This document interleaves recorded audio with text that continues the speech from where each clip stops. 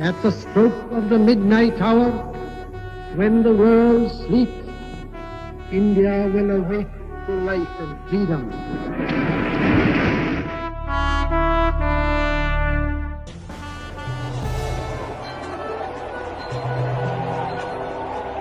The 15th of August, 1947. The British Empire in India has come to an end. Flag raising and the salute were done amid scenes of the most fantastic rejoicing. And as the flag broke, a brilliant rainbow appeared in the sky, which was taken by the crowd as a good omen.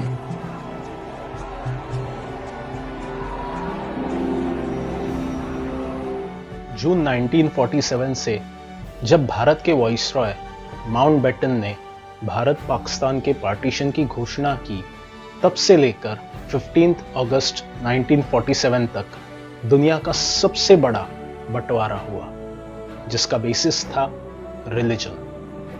Hindu, मुस्लिम, सिख जो एक दूसरे के दोस्त, रिश्तेदार, पड़ोसी थे, एक दूसरे के खिलाफ हुए। तब मानव इतिहास के सबसे बड़े और खूनी बंटवारे का सबसे सटीक निरीक्षण और लेखन करने वाले एक अफसाना निगार के तौर पर वो उभरे थे। वो कई पश्चिमी देशों के लिए तो अजनबी थे, लेकिन भारत और पाकिस्तान में लोग उन्हें पूछते भी थे और गालियां भी देते। Manto through his stories. It's only in 2012 when I started researching because of his centenary celebrations, a lot more started being written about him. So every time I read something was a discovery. I mean, it was like knowing the person behind those writings. And in his essays, he has talked about so many different things, like his own thoughts about, एक है जैसे simple सा मैं क्यों कर लिखता हूँ, why do I write? वो बहुत कुछ थे, जर्नलिस्ट, अफसाना निगार, screen writer. In fact, whenever I've been to Harvard and Yale, during this period of research on Manto as well, I've gone to their libraries just to see is there anything on Manto, and I was shocked. At Yale they had about 30 books on Manto, and at Harvard they actually teach Manto. They teach Toba Tek Singh, even at Yale. So he was almost like a testimony of history. How many fiction writers are quoted as part of facts? अपने writing की वजह से वो 6 बार कटघरे में भी खड़े हुए थे। मंटो साहब, आपकी कहानी ठंडा गोश्त पर फांसी का केस है। And in some crazy way it's completely timeless because he talks about common people, he talks about emotions that anywhere in the world you can relate to, so he talks about human suffering, he talks about sex workers that nobody was talking about, he talks about people on the margins of society, we still prefer to keep them in the margins. लेकिन यही वो दौर था जिसके लिए हम उन्हें सबसे ज्यादा याद करते हैं। नमस्कार, मैं हूं सौरभ और आप देख रहे हैं साहित्य मोड़। आज की हमारी पेशकश है मंटो अनकवरिंग। कुछ लोगों के लिए तो वो अब भी अनजान है, और जो उन्हें जानते हैं वो उन्हें अफसाना निगार की हैसियत से जानते हैं, और अदालतें उन्हें एक मुल्जिम की हैसियत से। हुकूमत कभी उन्हें कम्युनिस्ट कहती तो कभी बहुत बड़ा अदीब, कभी उनके कलम पर पाबंदी लगा दी जाती तो कभी खोल दी जाती। आज हम ढूंढने की कोशिश करेंगे कि आखिर सादत हसन मंटो थे कौन और बने कैसे। कहते हैं उनके पूर्वज कश्मीरी पंडित थे और उनके किसी पूर्वज ने इस्लाम कबूल किया था। उनका जन्म 11 मई 1912 को पंजाब के समराला डिस्ट्रिक्ट के एक छोटे से गांव पपरौड़ी में हुआ था। मंटो ने कहा था कि उनके जीवन की सबसे बड़ी घटना है उनका जन्म। कहते हैं कि वो बचपन में थोड़े से आलसी थे, लेकिन शरारती भी। उन्हें पहले से ही थिएटर में रुचि थी।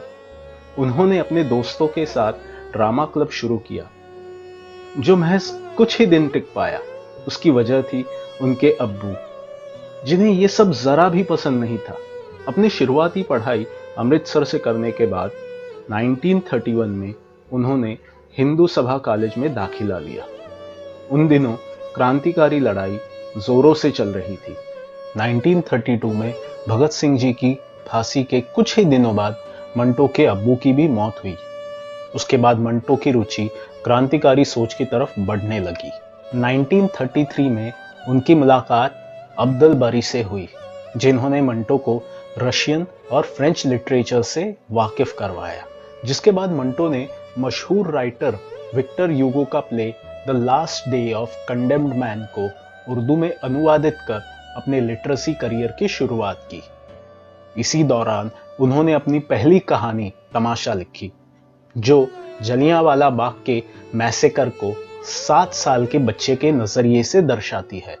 1934 में उन्होंने अलीगढ़ मुस्लिम यूनिवर्सिटी में दाखिला लिया, जहां वो इंडियन प्रोग्रेसिव राइटर्स एसोसिएशन से जुड़ गए और वहां उनकी मुलाकात हुई अली सरदार जाफरी से। वो एक पोएट और कम्युनिस्ट थे। यहां से ही मंटो के कलम का रुख बदल गया और उन्होंने अपनी दूसरी कहानी इंकिलाब पसंद लिखी और 1934 में बॉम्बे आने के बाद जो सिलसिला शुरू हुआ वो कभी नहीं रुका।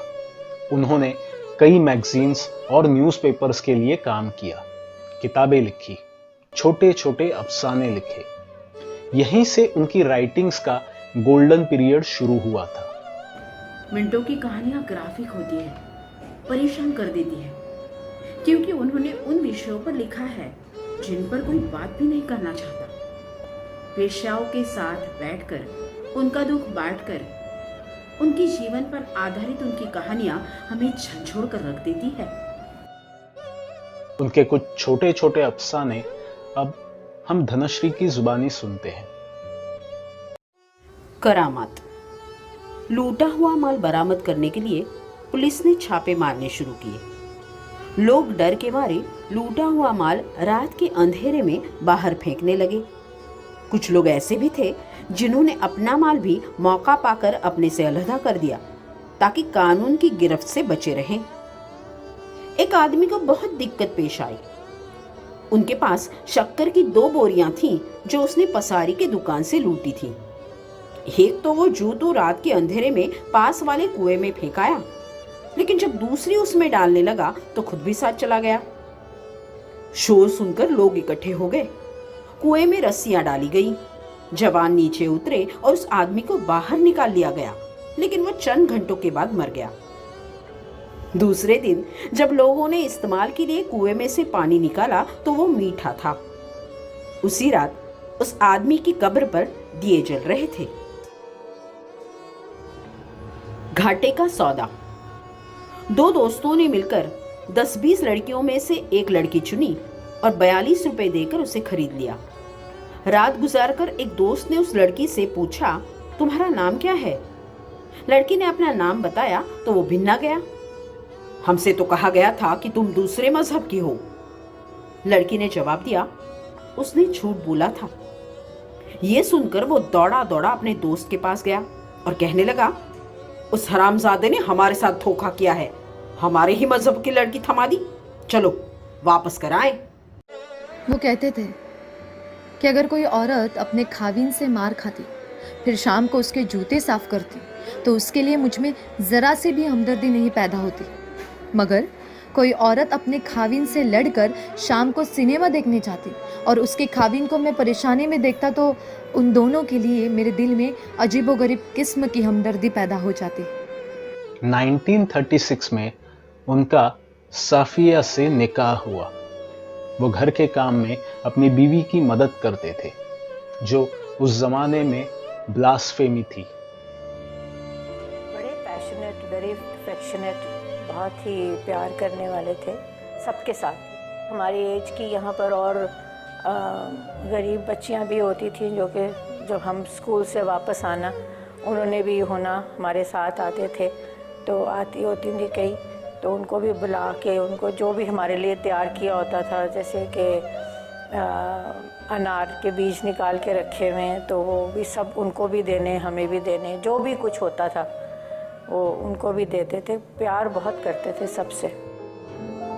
शोहरत मिली है वो तो उनकी अलहदा है ना, बट जो मेरे जहन में बात आती है उनके लिए वो ये है कि बड़े अनफॉर्चुनेट थे कि उन्होंने हमें बड़े होते हुए नहीं देखा, ना हमें कॉलेज जाते देखा, ना हमारे बच्चे देखे, ना हमारी शादी देखी। यही वो दौर था जिसने मंटो को बनाया। ब्रिटिशों से चल रही आज़ादी की लड़ाई के दौर में मंटो लड़ रहे थे समाज के ढोंगियों से, कट्टरपंथियों से, क्योंकि मंटो सच बोलते थे। मंटो हमेशा अल्पसंख्यक रहे, चाहे वो हिंदुस्तान हो या पाकिस्तान। सॉरी, छुरी पेट चाक करती हुई नाक के नीचे तक चली गई। इजार बन कट गया। छुरी मारने वाले के मुंह से पश्चाताप के साथ निकल गया, मिस्टेक हो गया। साम्यवाद। वो अपने घर का तमाम जरूरी सामान एक ट्रक में लाद कर दूसरे शहर जा रहा था कि रास्ते में लोगों ने उसे रोक लिया। एक ने ट्रक के माल असबाब पर लालच भरी नजर डालते हुए कहा, देखो यार, किस मजे से इतना माल अकेला उड़ाए चला जा रहा है। असबाब पे मालिक ने मुस्कुराकर कहा, जनाब, ये माल मेरा अपना है।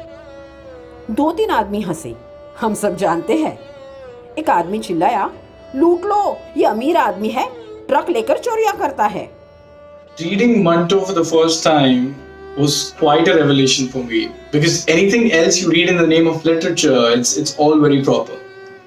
Like for example, people behave in a certain way, they follow social protocols, they talk politely, and in fact they live in an imaginary world, so to speak. But now with Manto, it came as a shock to me, because if you think about it, all his stories are so real, and everything around started seeming so real for me. It was a very different experience, and I could identify with the story because the characters, I've met such people in real life firsthand. I've had experiences with them, and I think that was the beauty of it.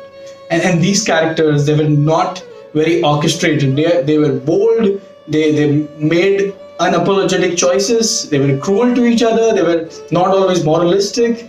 And then some of it was also funny, because if you think about it, the misery has been portrayed in form of their destinies, and you're not sure if you can laugh at it because it's their destiny. So yeah, I think that was an interesting perspective. So yeah, I've had a great time reading Manto.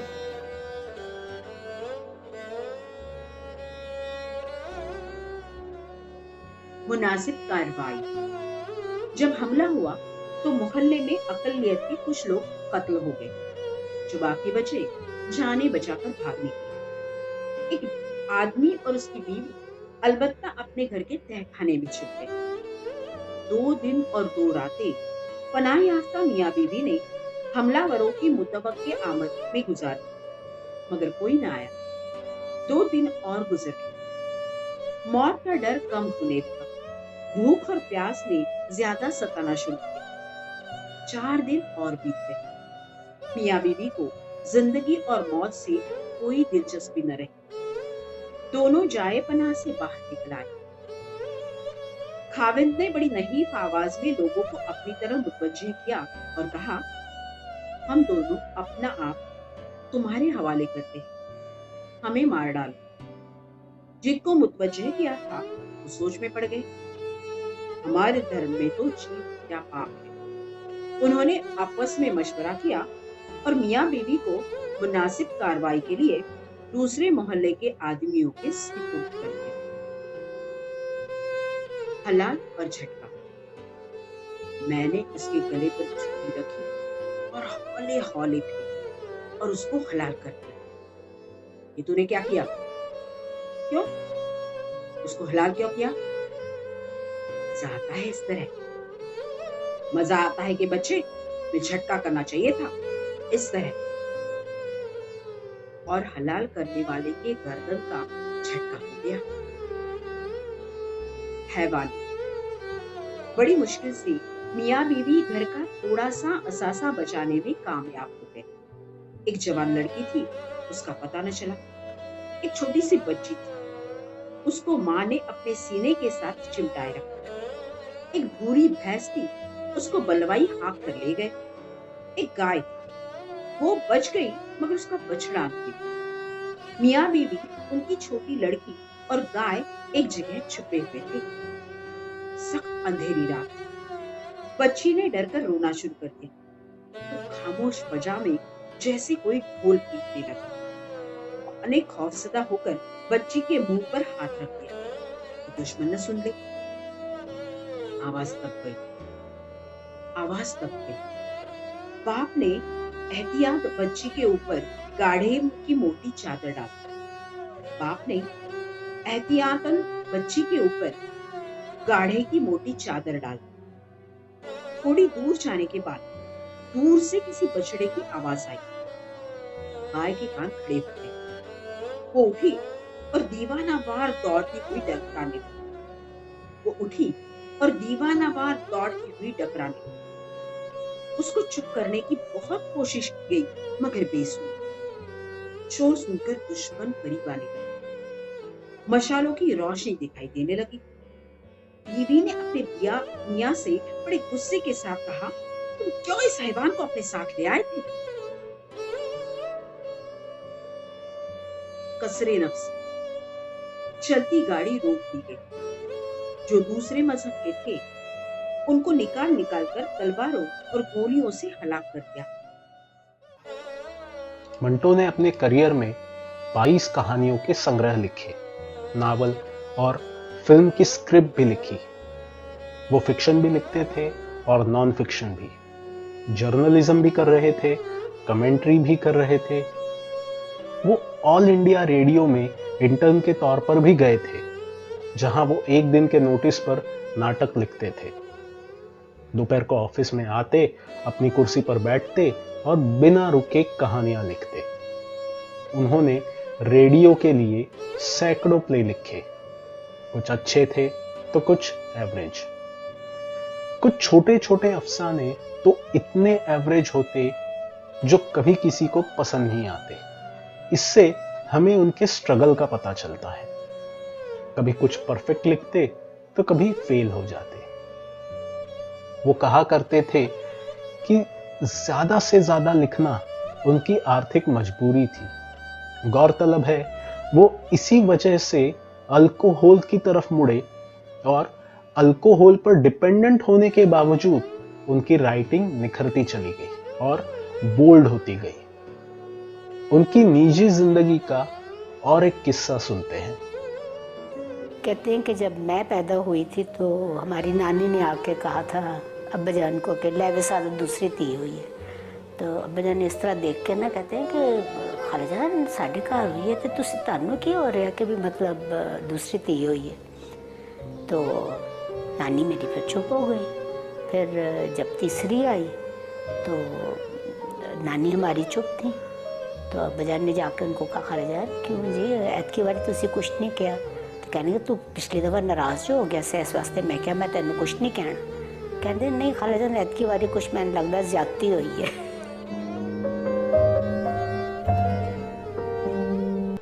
Manto पर कभी मुकदमे चले तो कभी लोगों ने निंदा की, पर फिर भी वो सोसाइटी को चैलेंज करते थे।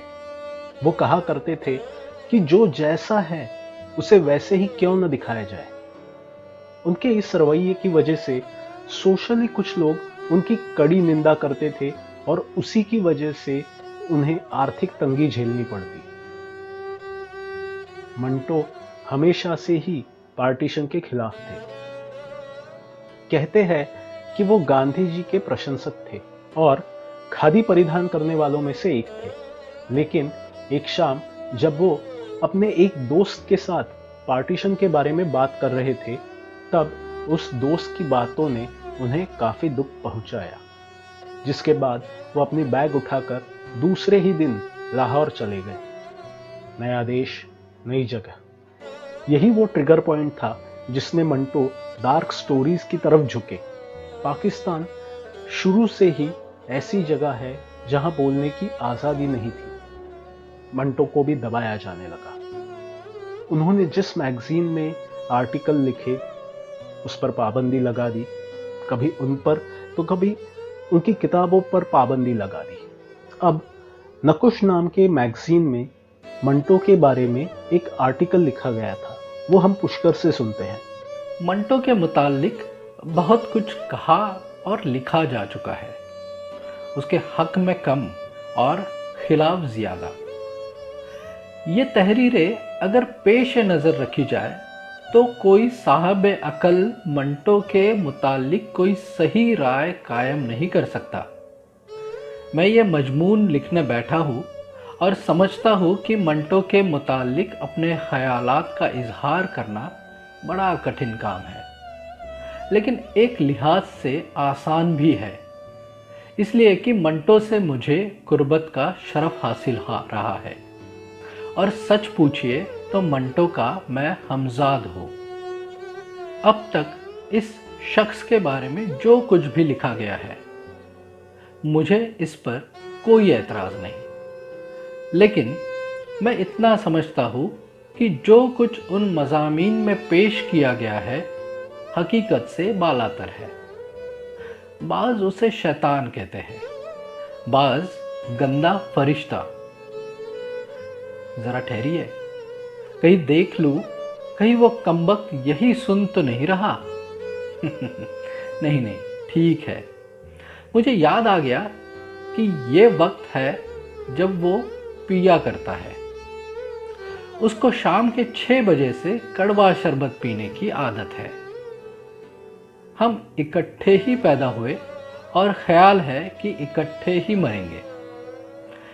ये भी हो सकता है कि सादत हसन मर जाए और मंटो जिंदा रहे।